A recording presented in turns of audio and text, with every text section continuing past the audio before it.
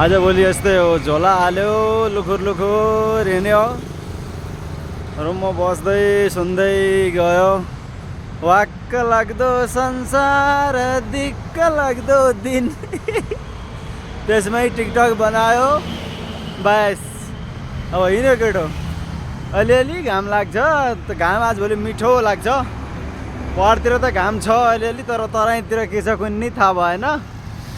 हाम्रो चाहिँ यस्तै चलिरहेछ जिन्दगी। एनपिएलको टिकट महँगो भयो भन्ने चाहिँ हामीलाई चाहिँ लागिरहेछ, गरिबीको मारमा परेको मान्छेलाई।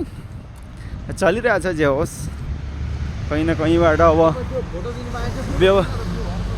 व्यवस्था त अब गर्नु पर्यो कहीँ न कहीँ भनेर। एक दिन सुदूरपश्चिमको म्याच छ जसरी नै हेर्नु पर्यो भन्ने छ। अब हेरौँ केटाहरूको कम्बिनेसन कहिले मिल्छ।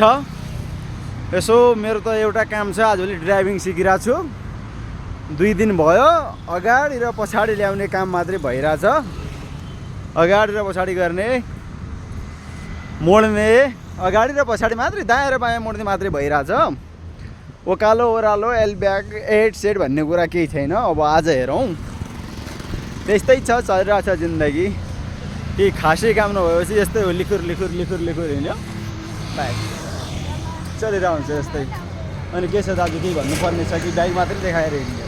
अब भनेको कोही सुन्दैनन् भाइ, लास्टतिर भनेको होइन।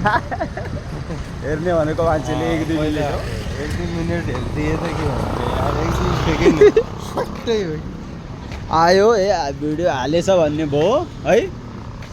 त्यो पछि चाहिँ स्क्रोल, पछि चाहिँ के अरे भिडियोको डिस्क्रिप्सनमा हेर्दाखेरि चाहिँ 1 मिनट हेर्नेवाला मान्छे 10 जना हुन्छ है।